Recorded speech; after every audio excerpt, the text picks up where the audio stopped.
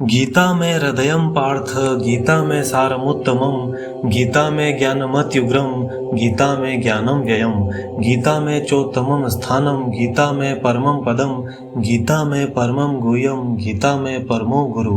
भगवान श्री कृष्ण कहते हैं, गीता मेरा हृदय है, गीता मेरा उत्तम सार है, गीता मेरा अति उग्र ज्ञान है, गीता मेरा अविनाशी ज्ञान है, गीता मेरा श्रेष्ठ निवास स्थान है, गीता मेरा परम पद है, गीता मेरा परम रहस्य है, गीता मेरा परम गुरु है। मेरे प्रिय मित्रों, यह भगवत गीता का उपदेश हर प्रकार के व्यक्ति के लिए अमृत स्वरूप है। चाहे वह विद्यार्थी हो, महिला हो या पुरुष हो, चाहे वह किसी भी जाति, धर्म, संप्रदाय, वेश या देश का रहने वाला हो, भगवत गीता के इस विलक्षण ज्ञान को रोज नियमित सुनने से सुख, शांति, समता, चित्त की प्रसन्नता बनी रहती है एवं जीवन में आश्चर्यजनक लाभ देखने को मिलते हैं। यह दिव्य ज्ञान सुनने से जीवन की हर समस्या का समाधान मिलने लगता है। जब भी आप दुख, चिंताओं से घिर जाओ, हताश, निराश हो जाओ, रोग एवं भारी संकट में फंस जाओ, तब शांत एकांत स्थान में जाकर यह भगवत गीता का अद्भुत ज्ञान जरूर सुने और उसे जीवन में उतारें। अगर आपके पास समय का अभाव है तो यात्रा करने के दौरान सुन सकते हैं या जब भी समय मिले आप इसे सुनते रहें। श्रीमद् भगवत गीता की जरूरत केवल अर्जुन को ही थी, ऐसी बात नहीं है। यह सब भी युद्ध के मैदान में ही है। अर्जुन ने तो थोड़े ही दिन युद्ध किया, किंतु हमारा तो सारा जीवन काम, क्रोध, लोभ, मोह, भय, शोक, मेरा तेरा रूपी युद्ध के बीच ही है। अतः अर्जुन को गीता की जितनी ज़रूरत थी, शायद उससे भी ज़्यादा हम सबको उसकी ज़रूरत है। श्रद्धा और विश्वास के साथ भगवत गीता के इस सुखदायी, आनंदमयी ज्ञान को अंत तक पूरा अवश्य सुने। भगवत गीता की पहली सीख ये है कि कोई भी गलत आदत खुद की मत लगने देना, जो आपकी ज़िंदगी ही बर्बाद कर दे। कहीं ना कहीं महाभारत का यह युद्ध एक जुआ की आदत की वजह से ही शुरू हुआ था। सारा खेल वहीं से शुरू हुआ था। एक ऐसी जुआ की लत जहां युधिष्ठिर ने अपने भाइयों को दांव पर लगा दिया, अपनी पत्नी द्रौपदी को दांव पर लगा दिया, ऐसा जीतने का नशा कि सब कुछ गवा दिया। ऐसे ही हम भी अपनी ज़िंदगी में जब कोई गलत आदत लगा देते हैं, चाहे वो कोई भी आदत हो, नशे की हो, मोबाइल की हो, कोई गलत काम करने की हो, कोई भी गलत आदत जो आपको बर्बाद कर सकती है, अगर आप उसे नहीं छोड़ोगे तो आपका सब कुछ खत्म हो जाएगा। इससे पहले कि वो गलत आदत आपको खत्म करे, आप उसे खत्म कर दीजिए। भगवत गीता की दूसरी सीख ये है कि आलसी इंसान कभी कुछ हासिल नहीं कर सकता। अधिकतर लोग सिर्फ योजनाएं बनाते रहते हैं कि मुझे बड़ा घर चाहिए, मुझे बड़ी गाड़ी चाहिए, मैं दुनिया घूमना चाहता हूँ, क्या क्या चाहिए, ये हर कोई सोच लेता है। लेकिन उस पर मेहनत करना वो बहुत कम लोग करते हैं, क्योंकि चाहना बहुत आसान है लेकिन उसके लिए कर्म करना मुश्किल है। एक अच्छा फिट शरीर हर कोई चाहता है, उसके लिए व्यायाम और एक्सरसाइज तो खुद को ही करना होगा। जो इंसान आलसी होकर बैठ जाता है, ना उसे अच्छा स्वास्थ्य मिलता है और ना ही उसे अच्छा जीवन मिलता है। जिंदगी में अगर कुछ पाना चाहते हो तो आलस्य को खुद से जरूर दूर कर देना। आलस्य के चलते आपको कुछ मिलने वाला तो नहीं, लेकिन जो आपके पास है आप वो भी गवा दोगे। भगवत गीता की तीसरी सीख यह है कि जिंदगी में अगर खुशी चाहते हो तो मन की गुलामी का त्याग कर दो। कई लोग कहते हैं कि हम करना तो बहुत कुछ चाहते हैं लेकिन कुछ कर नहीं पाते। पता भी सब कुछ है कि क्या करने से हमारी ज़िंदगी बेहतर हो सकती है, क्या चीज़ है जो हमको नुकसान पहुंचा रही है, लेकिन फिर भी कुछ कर नहीं पाते। समझते सब कुछ हैं लेकिन समझकर भी, चाह कर भी कुछ कर नहीं पाते। वो इसलिए होता है क्योंकि आप अपने मन के गुलाम बन चुके हो। अरे लोग तो अपनी जीभ का स्वाद भी नहीं छोड़ पाते, फिर कहते हैं कि हम पतले नहीं हो पाते, फिट नहीं हो पाते, सक्सेस नहीं मिल रही है। यह सब इसलिए होता है क्योंकि जो आप करना चाहते हैं वह कर नहीं पाते हैं। आपका मन सब कुछ समझकर भी आपको वो करने नहीं देता। इस ज़िंदगी में अगर आगे बढ़ना है तो मन के अनुसार चलना छोड़ दो। जो आपके लिए सही है वो आपको करना ही पड़ेगा। सही जो शास्त्र कहते हैं, संत कहते हैं, जो महापुरुष कहते हैं, उनकी आज्ञा का पालन करना होगा हमें और शास्त्रों के अनुसार चलना होगा। तब हम हमारे जीवन में सफल हो सकते हैं। और गीता की चौथी सीख ये है कि जो आपका है वो आपको मिलकर ही रहेगा। जो आपको नहीं मिल पाया है उसके लिए रोना छोड़ दो। आप जिसके लिए जितना रोओगे वो चीज़ आपसे उतना दूर जाएगी, और जो चीज़ सच में आपकी है वो कहीं ना कहीं से ज़रूर आपके पास पहुंच जाएगी। इसलिए जो आपको ज़िंदगी में हासिल नहीं हुआ उसका पछतावा करना, उसके लिए रोना बंद कर दो। गीता की पांचवी सीख ये है कि आप संसार से जितना प्रेम लगाओगे उतना ही जीवन में दुख और पीड़ा का अनुभव करोगे। इसलिए उत्तम जो ग्रंथ होते हैं जैसे कि भगवत गीता हो गया, रामचरितमानस हो गई, रामायण हो गई, और जो ईश्वर है, ईश्वर में मन को लगाना चाहिए, ईश्वर से प्रेम करना चाहिए, वही प्रेम करने योग्य है। गीता की छठी सीख ये है कि जिस इंसान को बात बात पर क्रोध आता है, सुख और शांति उसके जीवन में कभी नहीं आ सकती। क्योंकि जो इंसान बहुत ज़्यादा क्रोधी होता है ना, उसके सारे मित्र उससे धीरे धीरे नफरत करने लगते हैं, उसे छोड़ देते हैं। वो खुद मन में मन कुढ़ता भी रहता है, भीतर ही भीतर वह दर्द में, तकलीफ में जीता रहता है। और ज़्यादा क्रोध करके जो आपके पास है आप उसे भी नष्ट कर दोगे। ऐसे इंसान को शांति तो कभी मिलने वाली ही नहीं। भगवान श्री कृष्ण भी कहते हैं कि काम और क्रोध के आवेग को जो सह लेता है वही वास्तव में सच्चा योगी है, तथा सत्संग एवं नाम जप से सहन शक्ति बढ़ती है। गीता की सातवीं सीख यह है कि चाहे आप किसी की मदद करो या ना करो, लेकिन जानबूझकर कभी किसी का दिल नहीं दुखाना चाहिए, क्योंकि उस दिल में खुद ईश्वर विराजमान होते हैं। और जब किसी का दिल आपकी वजह से दुखता है तो याद रखना, आपको भी वो दर्द एक दिन जरूर मिलेगा।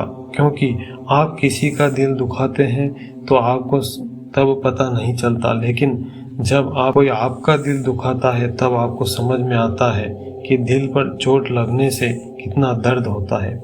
इसलिए किसी का दिल कभी नहीं दुखाना चाहिए।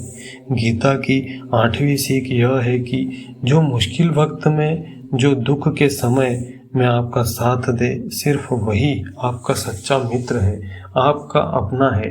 बाकी सब पराये हैं। अपने पन का नाटक करने वाले बहुत लोग होते हैं, बड़ी बड़ी बातें करने वाले बहुत लोग होते हैं कि हम आपसे बहुत प्रेम करते हैं, कोई भी दुख हो, कोई भी तकलीफ हो, हमें याद करना। लोग दुख उठाने की बात करते हैं, लोग आने जाने की बात करते हैं, हाथ मिलाना तो ठीक से जानते नहीं हैं और दिल मिलाने की बात करते हैं। जब सच में आपकी ज़िंदगी में तकलीफ आएगी ना, तब आपकी समझ में आ जाएगा कि आपका साथ देने के लिए कौन खड़ा है। क्योंकि उस समय पर सारे लोग भाग जाते हैं, क्योंकि लोगों को पता होता है कि ये व्यक्ति हमारे पास आया है तो हमसे मदद ही मांगेगा, कुछ दे नहीं पाएगा। लोग आपसे सिर्फ तभी रिश्ता रखते हैं जब आप उन्हें कुछ दे सकते हो। लेकिन जब लोगों को ये पता चल जाता है कि उनको आपसे कोई फ़ायदा नहीं होने वाला, बल्कि उनको आपकी मदद करनी पड़ेगी, तो वो आपको दूर से ही नमस्कार कर देते हैं और चले जाते हैं। इसलिए जो मुश्किल वक्त में आपके साथ खड़ा हो जाए वही आपका सच्चा मित्र होता है। बाकी दुनिया में सब पराये होते हैं। ज़्यादातर यही होता है, सच्चे मित्र बहुत कम होते हैं। गीता की 9वीं सीख ये है कि जो कुछ भी होता है अच्छे के लिए होता है, जो हो रहा है वो भी अच्छे के लिए ही हो रहा है, और जो भविष्य में होगा वो भी अच्छे के लिए ही होगा। हालांकि ये बहुत गहरी बात है। कुछ चीज़ें ज़िंदगी में ऐसी होती हैं जो हमें लगता है कि मेरे साथ ही ऐसा क्यों हुआ, मेरे साथ ही होना था यह। जब वो वक्त गुजर जाता है तब हमें समझ में आता है कि अगर हमारे साथ ये सब नहीं होता तो आज हम इस मुकाम पर नहीं होते। अगर मेरे साथ ये सब नहीं होता तो शायद ज़िंदगी और भी बर्बाद हो सकती थी। इसलिए हमको ये समझ में आ जाए कि ज़िंदगी में जो कुछ भी हो रहा है वो सब अच्छे के लिए ही हो रहा है, तो हम जीवन में हमेशा खुश रहेंगे, प्रसन्न रहेंगे। भगवद गीता की 10वीं सीख ये है कि हर काम को समझदारी से करना, पूरा मन लगाकर सुव्यवस्थित तरीके से करना ही योग कहलाता है। योगः कर्मसु कौशलम। कई लोग काम तो करते हैं लेकिन उन्हें हासिल कुछ नहीं होता। बहुत लोग कहते हैं कि हम बहुत मेहनत करते हैं फिर भी ज़िंदगी में सफलता हासिल नहीं हो रही है। बहुत कुछ करने से, बहुत मेहनत करने से आपको सफलता नहीं मिलेगी, लेकिन सही तरीके से समझकर काम करने से आपको ज़िंदगी में सफलता जरूर मिलेगी। कर्म तो करो लेकिन फल की इच्छा ना करो। कर्म करके फल ईश्वर को ही सौंप दो, जैसी उनकी मर्जी।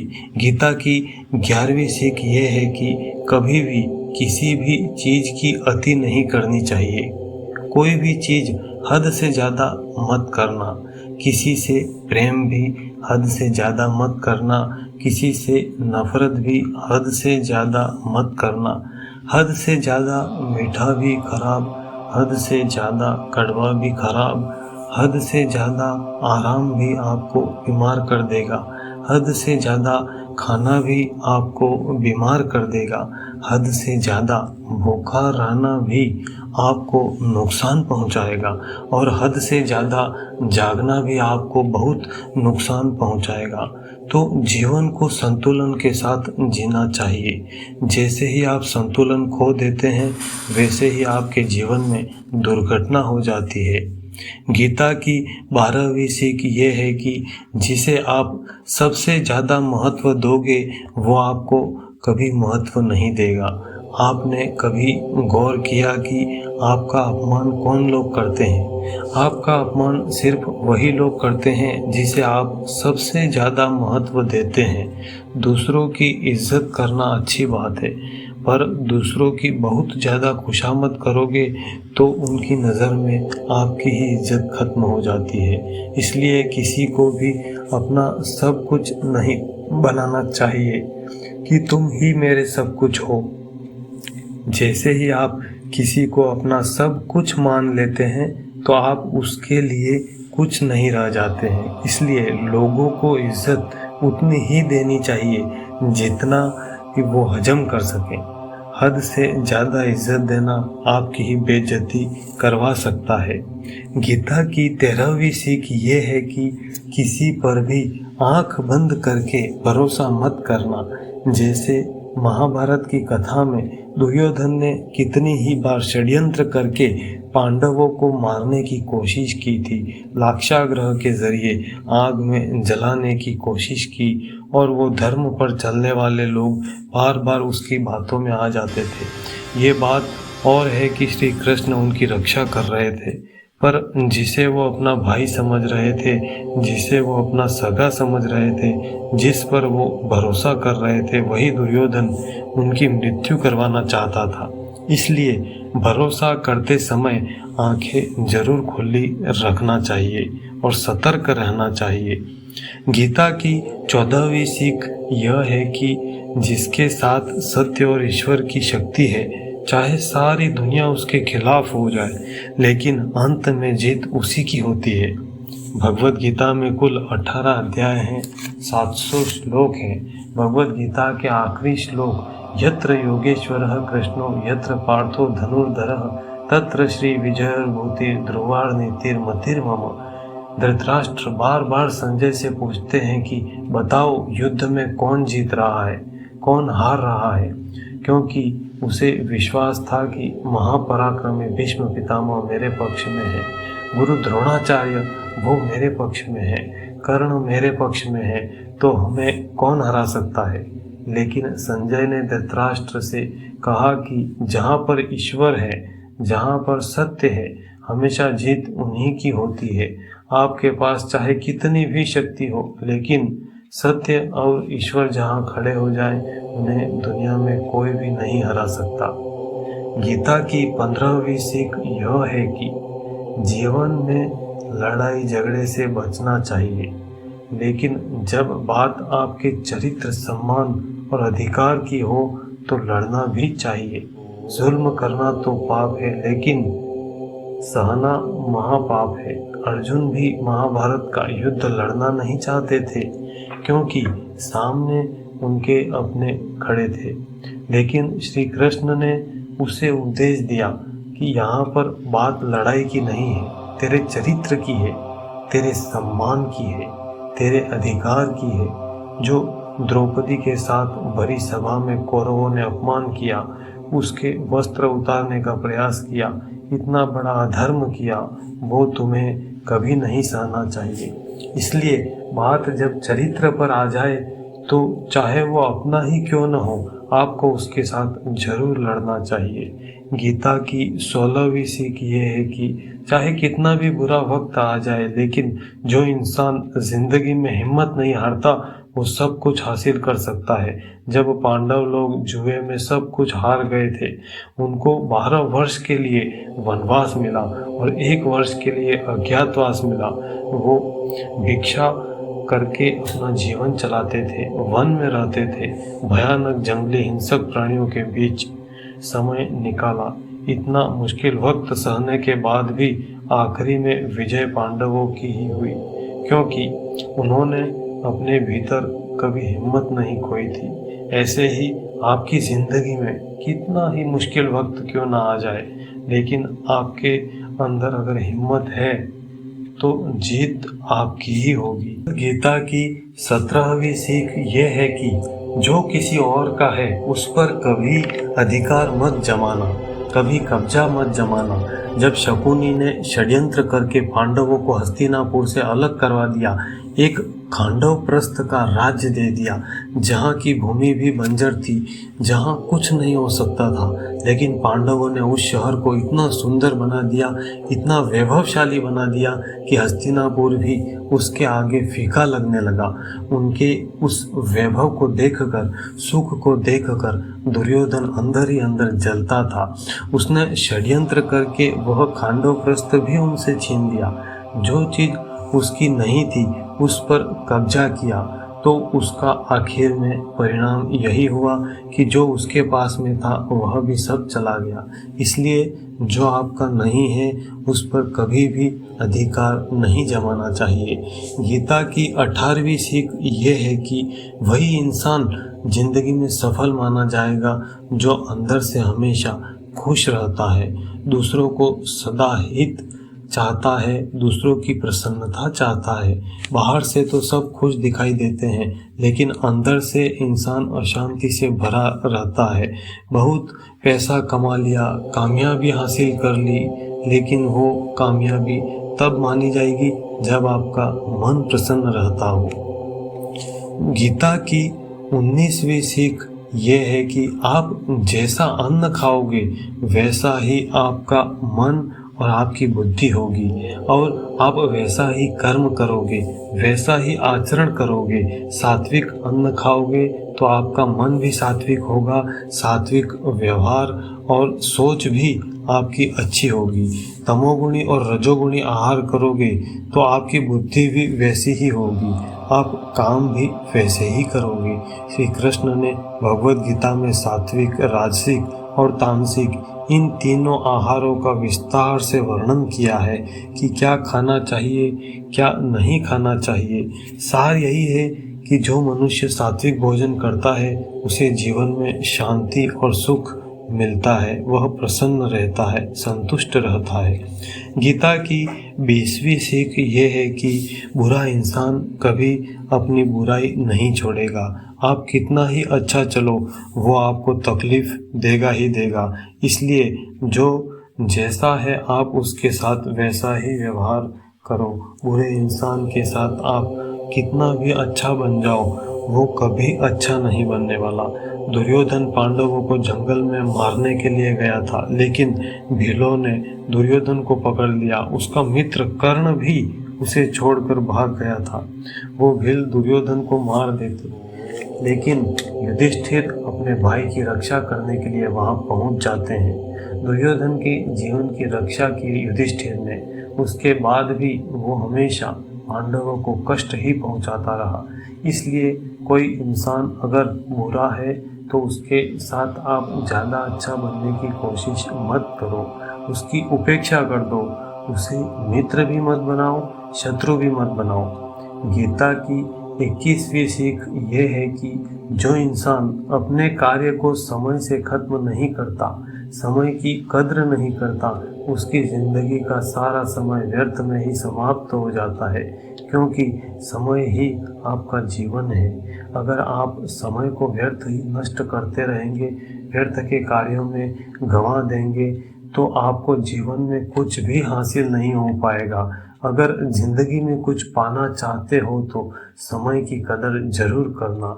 जो भी व्यक्ति भगवत गीता के इस वीडियो को रोज सुबह में एवं रात्रि सोने से पहले सुनेगा, वह जीवन में आ रहे दुख एवं समस्याओं को मिटाने की कुंजियां प्राप्त कर लेगा।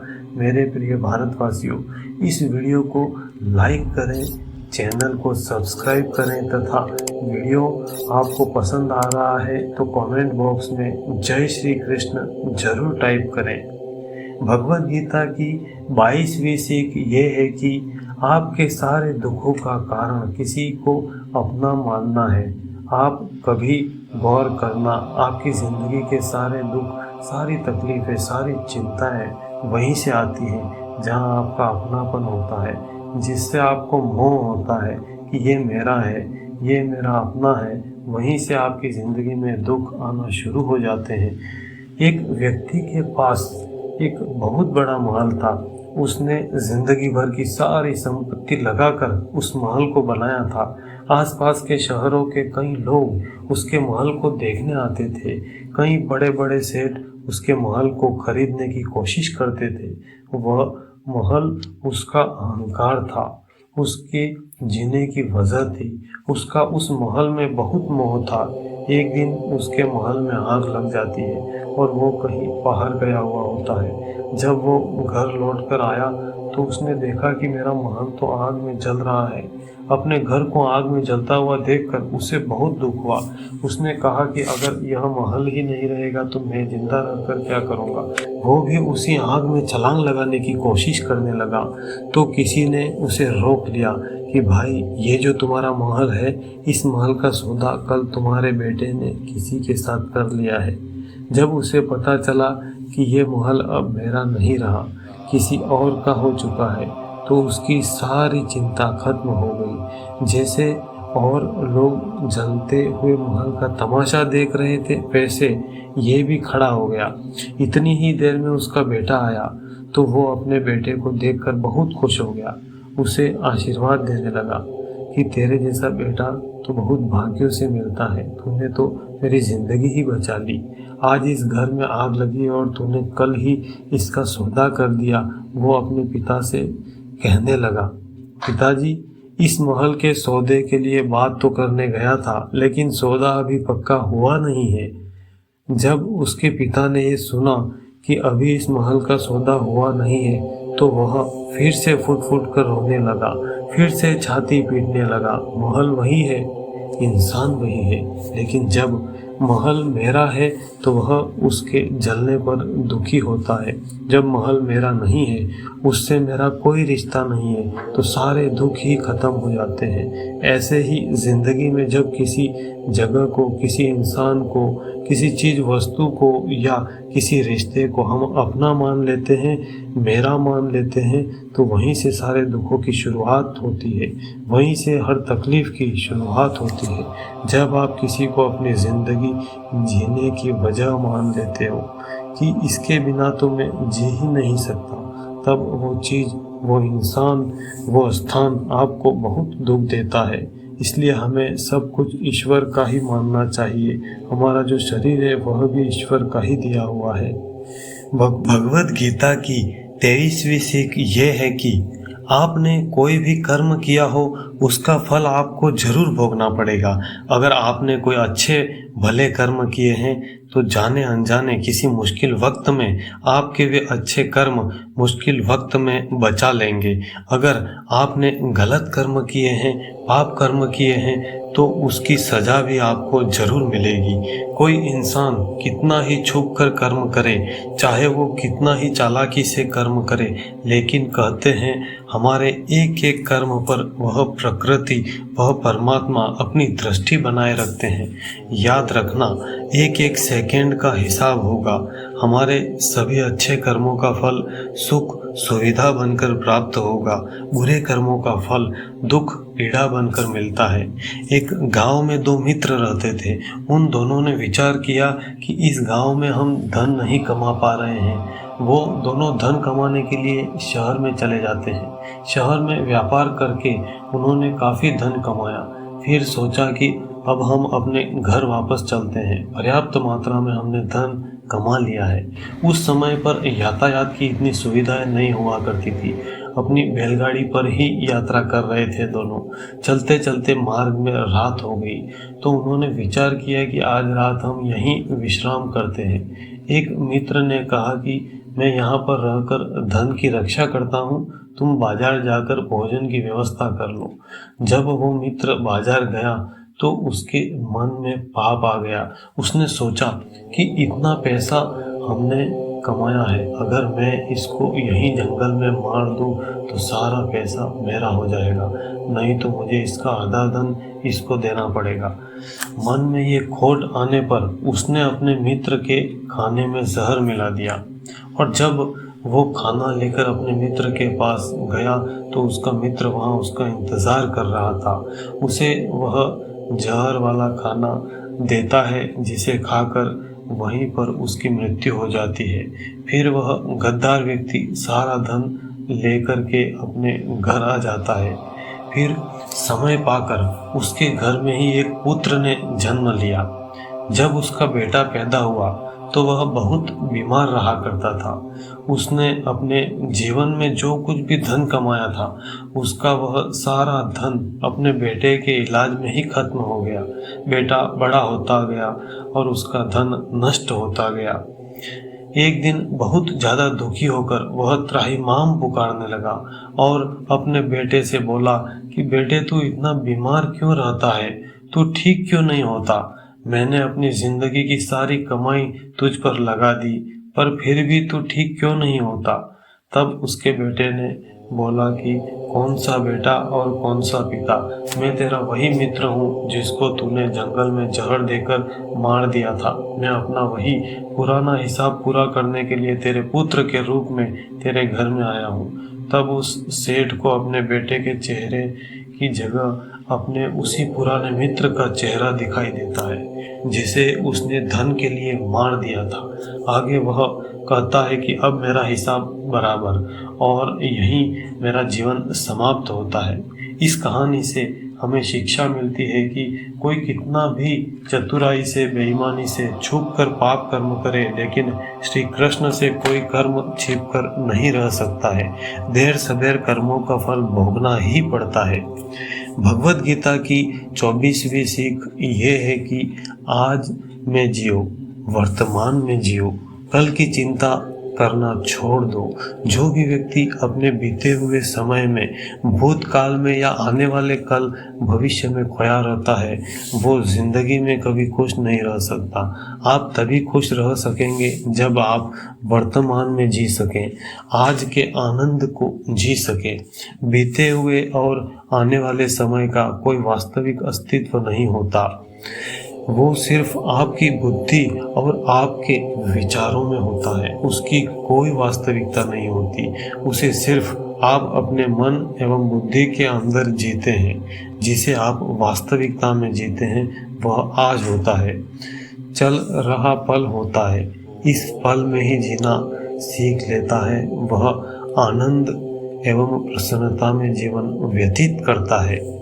भगवत गीता की 25वीं सीख ये है कि जो आपके साथ अधर्म करे, पाप करे, गलत करे उसे दंड भी देना ज़रूरी है। अगर आप बार बार सहते हैं तो वह और अधिक जुल्म करेगा। इसलिए याद रखें, जुल्म करना तो पाप है, लेकिन जुल्म सहना दुगना पाप है। अर्जुन श्री कृष्ण से कहते हैं कि जिनसे मैं युद्ध करने जा रहा हूँ ये सब मेरे भाई हैं, मेरे गुरुजन हैं। मैं इनके सामने कैसे हथियार उठाऊं, इन्हें कैसे मारूं? तब भगवान श्री कृष्ण कहते हैं कि जिन्हें तू अपना मानता है वो सब अधर्मी है, पाप के पक्ष में खड़े हैं। और अगर तू इनका वध नहीं करेगा, युद्ध नहीं करेगा, तो समाज में और पाप बढ़ेगा। क्योंकि जब कोई ऐसे पापियों को नहीं रोकता तो ये और भी ज़्यादा पाप करते हैं। ऐसे ही जब कोई व्यक्ति आपके साथ अधर्म करता है, आपको बेवजह चोट पहुंचाता रहता है और आप बार बार उसे सहते रहते हैं, तो सामने वाले को बल मिल जाता है। वो आपको कमज़ोर समझता है, लेकिन जब आप उसके गलत व्यवहार को, अधर्म को रोक लेते हैं, उसका विरोध करते हैं, तब वो अपनी सीमा में रहना सीख जाता है। भगवत गीता की 26वीं सीख ये है कि किसी से भी हद से ज़्यादा मोह कभी मत करना। जिसमें भी आप अति मोह करेंगे तो वह आपको जरूर रुलाएगा। मोह की वजह से ही आप दूसरों पर आसक्त होते हैं, आपको अपमान भी सहना पड़ता है। कई लोगों को तो मोह की वजह से अपना अपमान दिखता तक नहीं है। मोह आपकी आंखों पर ऐसी पट्टी लगा देता है कि आपको सच और झूठ दिखाई ही नहीं देता। आप जो देखते सुनते हो बस उसी पर यकीन कर लेते हो। फिर चाहे आपको कितना ही दर्द मिल रहा हो, अगर आप किसी इंसान को ठीक से समझना चाहते हैं, किसी की सच्चाई जानना चाहते हैं, तो उसके लिए ये ज़रूरी है कि आप उसके मोह से शीघ्र ही बाहर आ जाए। वास्तविकता में रिश्ते दुख नहीं देते, आपका मोह ही आपको दुख देता है। जिस दिन मोह खत्म, उस दिन आपको किसी भी रिश्ते से कोई दुख नहीं मिल सकता, क्योंकि फिर आपको कोई फर्क ही नहीं पड़ेगा। भगवत गीता की 27वीं सीख ये है कि आप वो मत करो जो सभी लोग करते हैं, बल्कि वो करो जो आपके लिए सही है। जो हमारे शास्त्र एवं संत कहते हैं आप वही करें। स्वधर्मम निधनम श्रेय पर धर्म भयावह। भगवान श्री कृष्ण अर्जुन से कहते हैं जो तेरा कर्तव्य है, जो तेरे लिए सही है, जो तुझे करना चाहिए तू वो कर। क्योंकि अर्जुन श्री कृष्ण से कहता है कि ऐसा भयंकर युद्ध करने से तो अच्छा है कि मैं सन्यासी बन जाऊं। तब श्री कृष्ण अर्जुन से कहते हैं कि सन्यासी बनना तेरा धर्म नहीं है, तू क्षत्रिय है। तेरा धर्म तो यही है कि तेरा कर्तव्य तो यही है कि तू अधर्म का नाश करे एवं धर्म की रक्षा करे। उसी प्रकार हर इंसान का अपना कर्तव्य होता है, अपना अलग ही मार्ग होता है, तो हमें अपने कर्तव्य का पालन करना चाहिए। भगवत गीता की 28वीं सीख ये है कि जिंदगी में ज़्यादातर धोखा अपने वाले से ही मिलता है, क्योंकि जो आपका अपना है, खास है, उसे गहराई से आपके विषय में जानकारी होती है। वह आपकी कमजोरी जानता है, उसे सब पता है कि कैसे इसे चोट पहुंचा सकते हैं, अपमानित कर सकते हैं। ये कलयुग है, इसमें बाहर वालों की अपेक्षा अपनों से सावधान रहना भी आवश्यक है। महाभारत का युद्ध अलग अलग राजाओं में नहीं हुआ था, बल्कि एक ही परिवार के भाइयों में हुआ था। सब एक ही वंश के लोग थे। कितनी ही बार दुर्योधन ने जहर देने भीम को मारना चाहा, अनेक बार पांडवों को जान से मारने की साजिश की गई। सारी लड़ाइयाँ घर के अंदर ही होती है, इसलिए हमें सत्संग का सहारा लेकर सदैव सतर्क रहना चाहिए। भगवत गीता की 29वीं सीख ये है कि जो इंसान अपनी रक्षा खुद नहीं कर सकता, उसकी रक्षा भगवान भी नहीं कर सकते। भगवान श्री कृष्ण अर्जुन से कहते हैं कि हे अर्जुन, तू हर काल में मेरा स्मरण करते रहना और युद्ध भी करते रहना। तब अर्जुन कहते हैं कि यह युद्ध तो कुछ दिनों में समाप्त हो जाएगा, लेकिन आप कहते हैं कि तू हमेशा मेरा स्मरण करते रहना और साथ में युद्ध भी करते रहना। तो भगवान हमेशा युद्ध करने का क्या अर्थ है? तब श्री कृष्ण अर्जुन से कहते हैं कि अर्जुन, ये जिंदगी ही रणभूमि है। इस जीवन में सुख दुख आते रहेंगे, तुझे उनका डट के मुकाबला करना है। तुझे हर परिस्थिति समता बनाए रखनी है। सुख दुख, लाभ हानि, मान अपमान में सम एवं प्रसन्न चित्त रहना है तथा संघर्षों का सामना करना है। ईश्वर आपको शक्ति देते हैं, प्रेरणा देते हैं, लेकिन आपको अपनी रक्षा स्वयं ही करनी पड़ती है। भगवद गीता की 30वीं सीख ये है कि भगवान श्री कृष्ण कहते हैं, मनुष्य को चोरी, व्यभिचार, झूठ, कपट, छल, हिंसा, अभक्ष्य भोजन और प्रमाद आदि शास्त्र विरुद्ध नीच कर्मों को मन, वाणी और शरीर से किसी प्रकार भी नहीं करना चाहिए। मेरे प्रिय भारतवासियों, इस वीडियो को लाइक करें, चैनल को सब्सक्राइब करें तथा कमेंट बॉक्स में बताएं कि यह वीडियो आपको कैसा लगा। इस छोटे से वीडियो रूपी गागर में भगवद गीता रूपी ज्ञान के सागर को भरने का प्रयास किया गया है। रोज सुबह उठते ही एवं रात्रि को सोने से पहले इस वीडियो को अवश्य सुने। इससे आपके अचेतन मन में गहरा संस्कार पड़ेगा, जो तनाव, अशांति, भय, बेचैनी को दूर करने में परम मित्र की तरह मदद करेगा।